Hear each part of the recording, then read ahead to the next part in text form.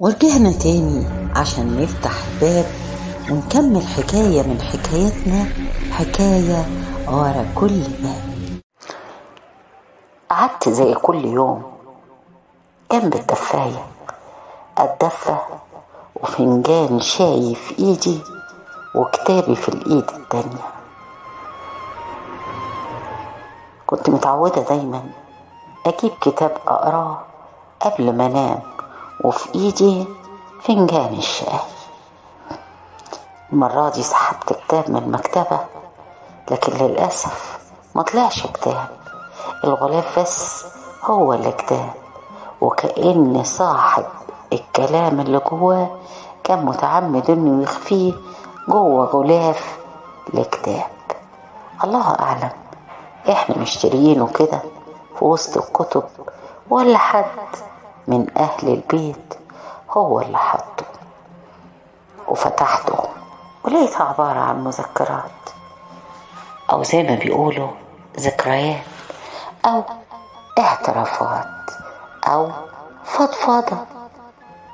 المهم الفضول خدني إن أقلب في الصفحات وأشرب شفطة شاي وأقرأ وأشوف إيه اللي مكتوب. والحكاية قالت: أنا كنت بنت وحيدة لأب وأم عمرهم ما كانوا متفقين، دايما متخانقين ومختلفين، وده كان وضع طبيعي بيحصل في بيوت كتير.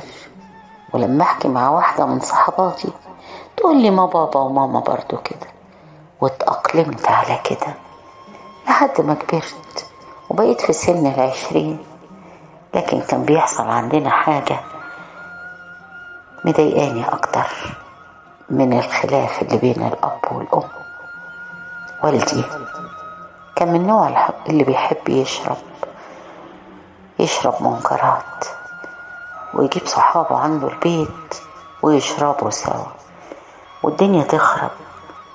والدتي كانت بتخاف عليا من الأجواء دي، وكنا بالصدفة ساكنين جنب البحر، الشط قريب مننا، فكانت تقول لي انزلي تمشي على الشط لحد ما الغمة تنزاح والأكال دي تمشي من هنا، مش عايزة حد يلمحك، أنا خايفة عليكي، انزلي يا أمي معايا.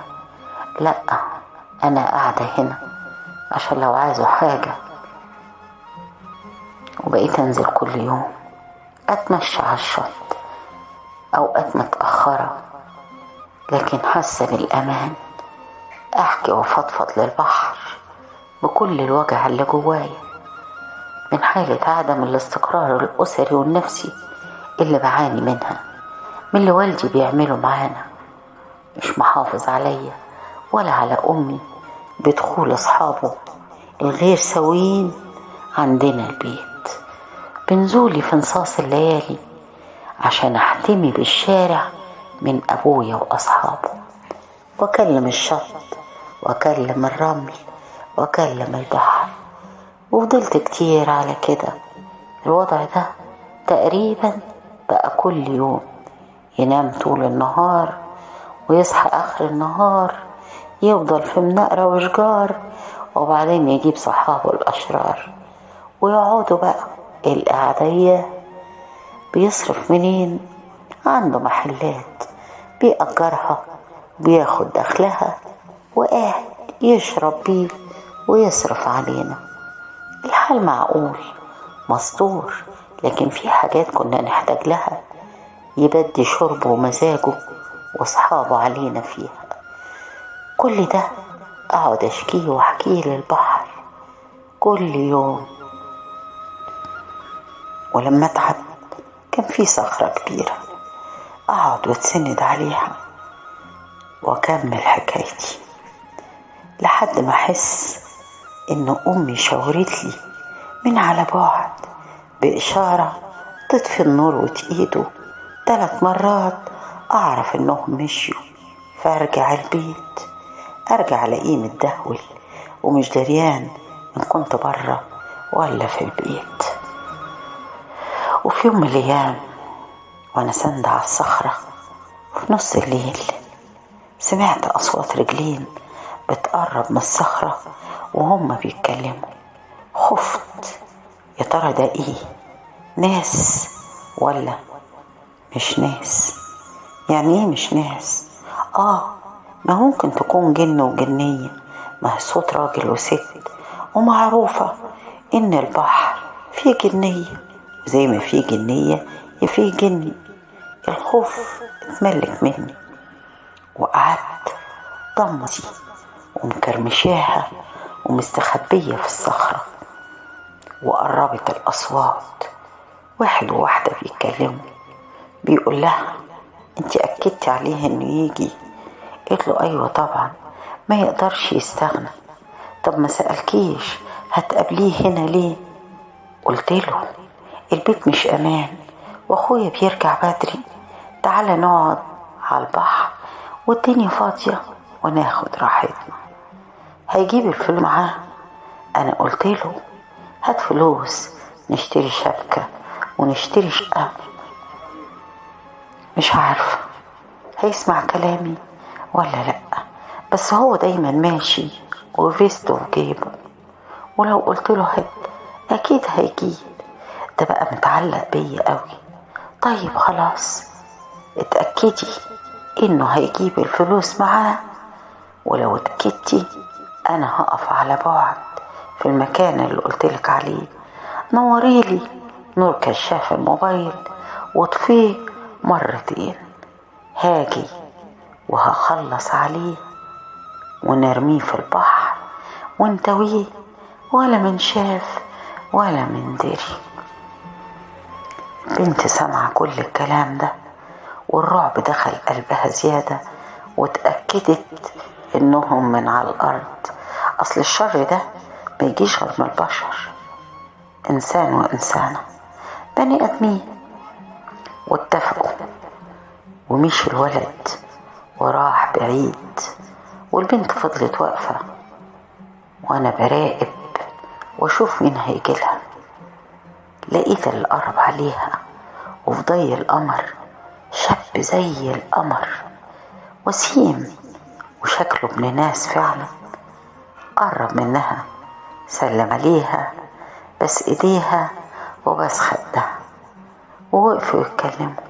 يا بنتي انتي جبتينا هنا في الطل ده ليه؟ ما انا قلتلك اخويا بيجي بدري مش هناخد راحتنا. وايه يعني لما اخوك يجي؟ ده انا خطيبك محدش غريب، ونقعد في البيت باحترامنا، مش نقعد كده في مكان زي ده. لو حد عدى علينا هيقول علينا ايه؟ انا مخنوقة وخطيبتك وبدل عليك وعايزة اتمشى يا سيدي على البحر. بنتمشى. قولي جبت الفلوس معاك عشان نروح نجيب الشقة؟ قال لها معايا.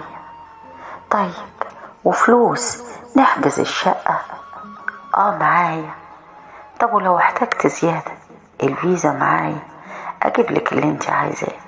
طب ما تديني الفيزا، مش انت بتحبني ما بتستخسرش فيا حاجة؟ اديك نور عينيا، اديني الفيزا. حاضر هديك كل حاجة، بس نمشي من هنا، المكان ده انا قلبي مقبوض منه، انا مش مطمن له. طيب هتديني الفيزا امتى؟ هجيبها لك بكرة.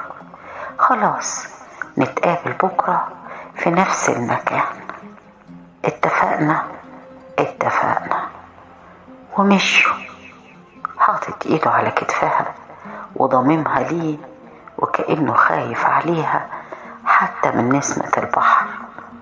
ومشوا، والبنت مامتها شاورت لها واديتها الإشارة وروحت البيت وهي عمالة تفكر في اللي شافته واللي سمعته. دول هيغدروا بيه وهياخدوا كل اللي معاه ويقتلوه، وانا معرفوش ولا اعرف له مكان. طب انبهه ازاي؟ طب اقول له ايه؟ طب لو سكت هشيل الذنب معاهم، ولو ظهرت نفسي ليهم ممكن يخلصوا علي. وبقت في حيرة وما نامتش ولا داقت النوم، وفضلت في التفكير ده لحد ما نزلت على الشط تاني يوم واتمشت وقالت يا ترى هيجوا تاني ولا لأ، ولا هتغير المكان ويخلصوا عليه في مكان تاني، ولا يكونوا خلصوا عليه، أنا مش عارفة. وقعدت ورا الصخرة بتاعتها، واللي كانت عاملة حسابه لقيته البنت والشاب جم في الأول برضو، وقال لها أنا وصلتك لحد المكان، النهاردة هيجيب الفيزا وهيجيب معاه شنطة الفلوس من العربية زي ما قلتيله، هتاخدي منه الفيزا وهتاخدي الباسبورت بتاعها وهتاخدي منه شنطة الفلوس وهتديني الإشارة. اتفقنا يا غالي.